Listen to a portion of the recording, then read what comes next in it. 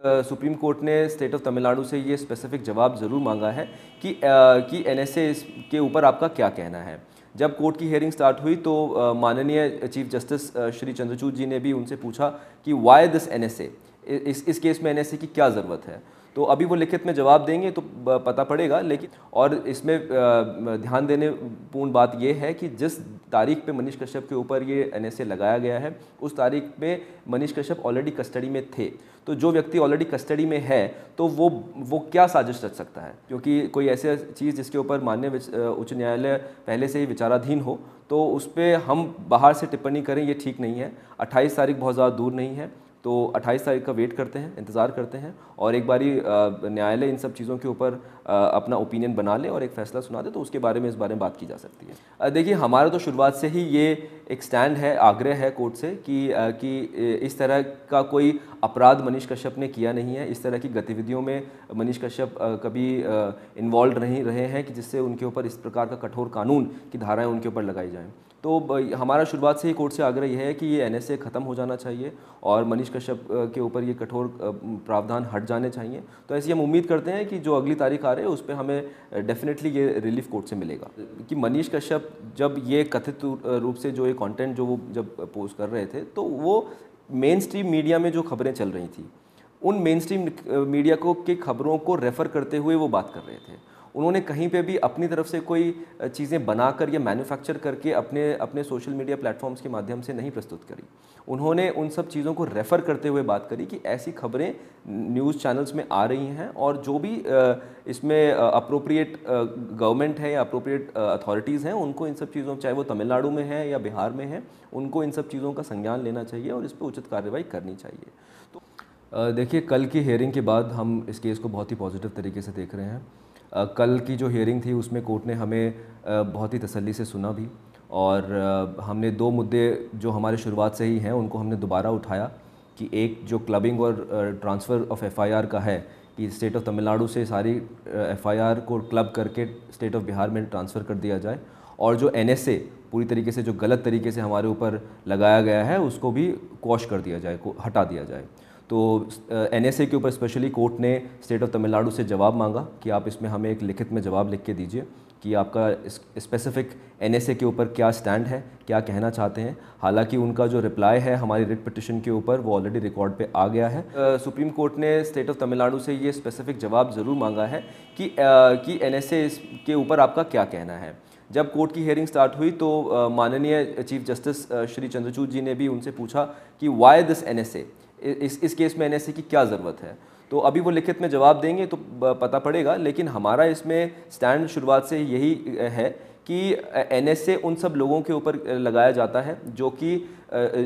कि देश विरोधी गतिविधियों में इन्वॉल्व हैं और अगर बाहर रहेंगे तो वो देश विरोधी गतिविधियों में इन्वॉल्व होने के बाद कुछ ना कुछ साजिश देश के खिलाफ कर सकते हैं। इसलिए इस कानून की धाराएं उनके ऊपर लगाई जाती हैं। लेकिन मनीष कश्यप ने ऐसा कोई जुर्म किया नहीं है और इसमें ध्यान देने पूर्ण बात यह है कि जिस तारीख पे मनीष कश्यप के ऊपर ये एनएसए लगाया गया है उस तारीख पे मनीष कश्यप ऑलरेडी कस्टडी में थे। तो जो व्यक्ति ऑलरेडी कस्टडी में है तो वो क्या साजिश रच सकता है, जेल में रहने के दौरान देश के खिलाफ क्या साजिश रच सकता है। तो ये सब महत्वपूर्ण बिंदु हैं जिनके ऊपर माननीय उच्चतम न्यायालय विचार करेगा और फैसला सुनाएगा। उन पे तो आरोप ये है कि उन्होंने 2 राज्यों को लड़वाने का काम किया है बाकायदा। अब तो बिहार सरकार उन्हें पत्रकार भी नहीं मान रही है। उनका कहना है कि मनीष कश्यप एक राजनेता है, चुनाव भी लड़ चुका था, 60 लाख से अधिक इसके फॉलोअर्स हैं। तो ये तमाम जो चीज़ें अब चल के आ रही है, पहले तो आप एक पत्रकार के तौर पर उनके लिए आवाज़ उठाना चाह रहे होंगे मनीष कश्यप के लिए, लेकिन अब उनको एक पॉलिटिकल लीडर से जोड़ दिया गया और ये कहा जा रहा है कि एक नेता के लिए ये काम कर रहे थे। देखिए, ये मैं बहुत ज़्यादा इन सब चीज़ों की डिटेल में नहीं जाऊँगा, पर लेकिन क्योंकि आपने प्रश्न पूछा है तो आप ये देखिए कि ऐसा कहीं पे कोई कानून नहीं है कि कोई एक व्यक्ति जो पत्रकार है वो अगर उसको लगता है कि चुनाव लड़ना चाहिए तो वो चुनाव नहीं लड़ेगा, या अगर कोई राजनेता है और जिसका मूल पेशा पत्रकारिता का है तो वो पत्रकारिता करना छोड़ देगा। और जितना भी ये जो कंटेंट है जिसकी वजह से ये सारी एफआईआर हुई हैं, अगर आप इनको देखेंगे, अगर आप मनीष कश्यप की सोशल मीडिया प्लेटफॉर्म्स की प्रोफाइल्स को अगर आप उठा के देखेंगे तो कहीं पे भी उन्होंने राजनीतिक बात तो की नहीं है। उन्होंने एक मुद्दे को उठाया, उस मुद्दे के ऊपर किसी को परेशानी हो सकती है, वो उस मुद्दे से सहमत हो सकते हैं, असहमत हो सकते हैं, वो एक अलग विषय है। बट उस कंटेंट को उठाकर उसके इतनी सारी एफआईआर कर देना, उनके ऊपर एनएसए लगा देना, ये कहाँ तक तर्कसंगत है? एक मेन वीडियो पटना में जो शूट हुआ था, जिसको कहा जा रहा है कि मनीष कश्यप ने षड्यंत्र करके उन तमाम वीडियो को बनाया और अपने ट्विटर हैंडल से उसको शेयर किया, जो कि बाद में पता चला कि वह वीडियो फर्जी था। आखिर उसको लेकर के क्या चीज़ें आप कहेंगे? देखिए, अब क्योंकि ये जो सारी जो चीज़ें हैं, ये चाहे वो वीडियो हो, चाहे वो सोशल मीडिया प्लेटफॉर्म से मनीष कश्यप द्वारा पोस्टेड कंटेंट हो, मेरा आप लोगों से आग्रह ये रहेगा कि क्योंकि अभी ये सब चीज़ें माननीय न्यायालय के समक्ष अभी पेंडिंग है, और तो इसलिए अभी इन सब चीज़ों के ऊपर कोई व्यक्तिगत टिप्पणी करना ठीक नहीं होगा, क्योंकि कोई ऐसी चीज़ जिसके ऊपर माननीय उच्च न्यायालय पहले से ही विचाराधीन हो, तो उस पर हम बाहर से टिप्पणी करें, ये ठीक नहीं है। 28 तारीख बहुत ज़्यादा दूर नहीं है, तो 28 तारीख का वेट करते हैं, इंतज़ार करते हैं, और एक बारी न्यायालय इन सब चीज़ों के ऊपर अपना ओपिनियन बना ले और एक फ़ैसला सुना दे, तो उसके बारे में इस बारे में बात की जा सकती है। अच्छा, 28 तारीख आपने कहा नज़दीक है, क्या लग रहा है, एनएसए हटाया जा सकता है आपके अनुसार से? देखिए, हमारा तो शुरुआत से ही ये एक स्टैंड है, आग्रह है कोर्ट से कि इस तरह का कोई अपराध मनीष कश्यप ने किया नहीं है, इस तरह की गतिविधियों में मनीष कश्यप कभी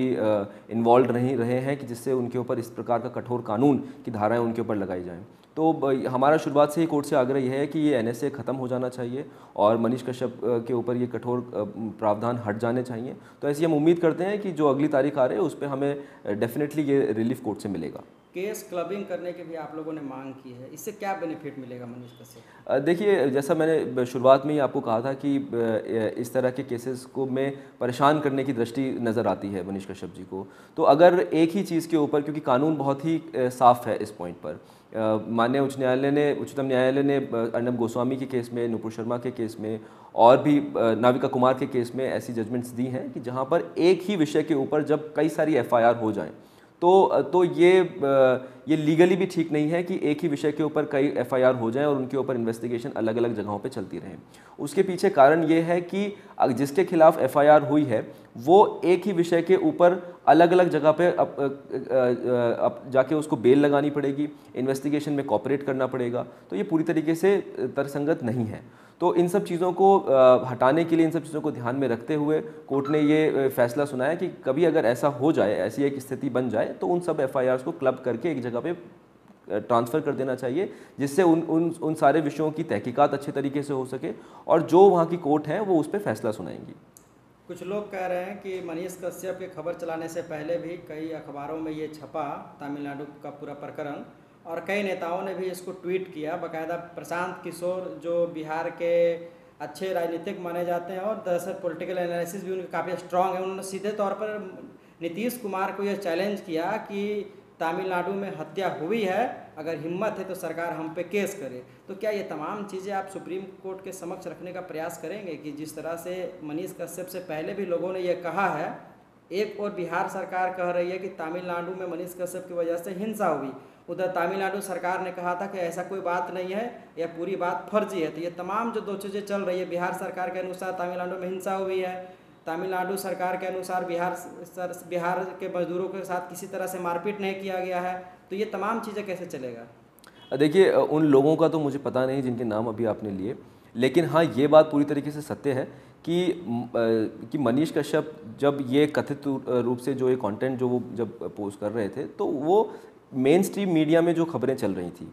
उन मेन स्ट्रीम मीडिया के खबरों को रेफ़र करते हुए वो बात कर रहे थे। उन्होंने कहीं पे भी अपनी तरफ से कोई चीज़ें बनाकर या मैन्युफैक्चर करके अपने सोशल मीडिया प्लेटफॉर्म्स के माध्यम से नहीं प्रस्तुत करी। उन्होंने उन सब चीज़ों को रेफ़र करते हुए बात करी कि ऐसी खबरें न्यूज़ चैनल्स में आ रही हैं और जो भी इसमें अप्रोप्रिएट गवर्नमेंट है या अप्रोप्रिएट अथॉरिटीज़ हैं, उनको इन सब चीज़ों, चाहे वो तमिलनाडु में है या बिहार में है, उनको इन सब चीज़ों का संज्ञान लेना चाहिए और इस पर उचित कार्रवाई करनी चाहिए। तो ये जो विषय है, ये जो पॉइंट है, मुद्दा है, ये हम डेफिनेटली 28 तारीख को कोर्ट के सामने रखेंगे कि हमने कोई अलग से अपनी तरफ से कोई भी इन्फॉर्मेशन ऐसी पेश नहीं करी है। जो पहले से ही इन्फॉर्मेशन पब्लिक में नेशनल मीडिया के माध्यम से अवेलेबल थी, हमने सिर्फ उन्हीं को रेफ़र किया और उन्हीं के बारे में हमने अपने सोशल मीडिया प्लेटफॉर्म से अपने विचार रखे। ये सर एक छोटा सा सवाल यह है कि एक पत्रकार होकर के मनीष कश्यप ने 180 दिन के भीतर सरकार गिराने की बात कही तेजस्वी यादव को लेकर, क्या ये जनादेश का अपमान नहीं है? और देखिए, मुझे इस प्रकार की कोई जानकारी नहीं है कि उन्होंने कब इस तरह की बात बोली, और अगर उन्होंने इस तरह का कोई स्टेटमेंट दिया है तो उसका इस जो याचिका है जो सुप्रीम कोर्ट में अभी चल रही है उसका इससे कोई लेना देना नहीं है। ये उनके व्यक्तिगत विचार हो सकते हैं, और मुझे इस बारे में कोई, इस स्टेटमेंट के बारे में मुझे कोई जानकारी नहीं।